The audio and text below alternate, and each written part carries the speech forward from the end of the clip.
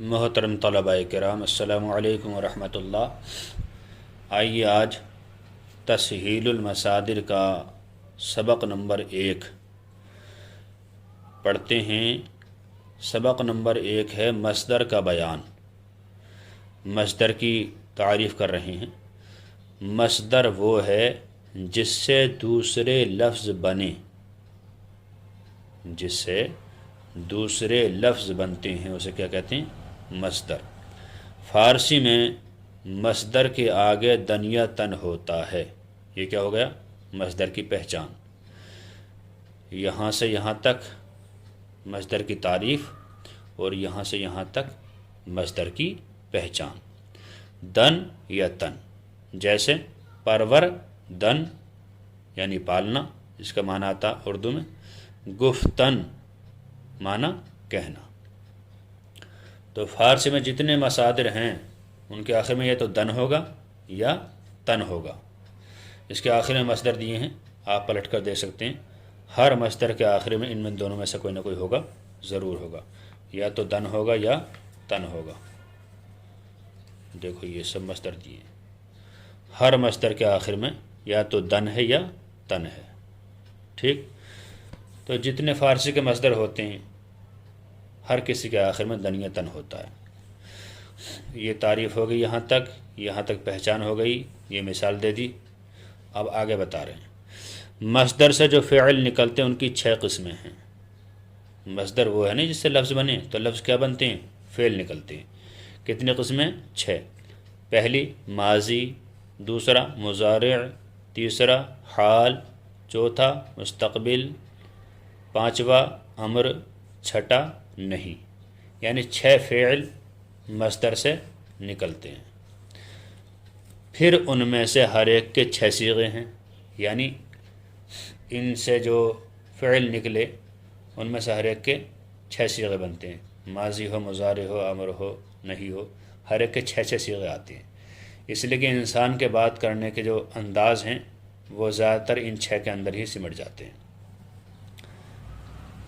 واحد غائب، صیغہ یا تو واحد غائب ہوگا، دوسرا جمع غائب، تیسرا واحد حاضر، چوتھا جمع حاضر، پانچواں واحد متکلم، چھٹا جمع متکلم۔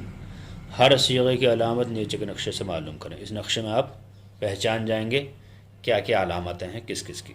تنبیہ: علامت کے تمام حروف ساکن ہوتے ہیں، 2 ہوں خواہ 1۔ یہ مسئلہ بہت اچھا دیا ہے اس میں، یہ تنبیہ، اس کو بہت اچھی طریقے سے یاد کرنے کی ضرورت ہے۔ ہمیشہ اسی سے ہی پہچان ہوگی کہ یہ جو ہم پڑھ رہے ہیں اس میں علامت کون سی ہے، اور علامت بچہ صحیح پہچانے گا تبھی ترجمہ صحیح لگ پائے گا۔ ٹھیک ہے؟ علامت کے تمام حروف ساکن ہوتے ہیں، یاد رکھنا ضروری ہے، 2 ہو چاہے 1۔ صیغہ واحد غائب، اس کی علامت ہے تا دال۔ مثال جیسے گفت، پرورد۔ تا کس میں آئے گی؟ جن مصدروں کے آخر میں تن آتا ہے اس میں تا آئے گی، جن مصدروں کے آخر میں دن آتا ہے اس میں دا آئے گی۔ صیغہ واحد غائب ہے۔ گفتن تھا، نون گرا دیا، گفت، تا آ گئی۔ اس نے کہا، اس واحد ہیں واحد غائب، اس ایک نے کہا۔ دال پرور دن، نون گرایا، ماضی بنائی، کیا آیا؟ دال۔ جس میں دن ہو اس میں دال آئے گی۔ جمع غائب میں نون دال، اس دال میں ایک نون اور جوڑ دیں گے۔ واحد حاضر میں یا بڑھائیں گے، واحد حاضر میں یا بڑھائیں گے، علامت ہے یہ واحد حاضر کی یا۔ جمع حاضر کی علامت ہے یا دال۔ مثال پروردید۔ واحد متکلم کی علامت ہے میم۔ مثال پروردم۔ جمع متکلم کی علامت ہے یا میم۔ مثال پروردیم۔ طلبہ اس بات کو دھیان رکھیں کہ جہاں تا اور دال آئے وہاں اس کا معنی لگے گا، اس نے کہا، اس نے پالا۔ اور جہاں نون دال آئے تو یہ جمع غائب ہے، یہاں انہوں نے کا ترجمہ لگے گا، انہوں نے پالا۔ اور جہاں یا آئے تو یہ واحد حاضر کی علامت، یہاں معنی لگے گا تو نے پالا، یہ تو نے کی علامت ہے۔ اور جہاں یا دال ہو وہاں معنی تم نے کا لگے گا، یہ جمع حاضر کی علامت ہے۔ جہاں میم ہو وہاں معنی میں نے کا لگے گا یا میں، یہ واحد متکلم کی علامت ہے۔ جہاں یا میم ہو وہاں معنی ہم نے کا لگے گا، یعنی ہم نے پالا۔ ٹھیک، سوالات آ گئے۔ گردن مصدر ہے یا نہیں؟ اگر نہیں تو کیوں؟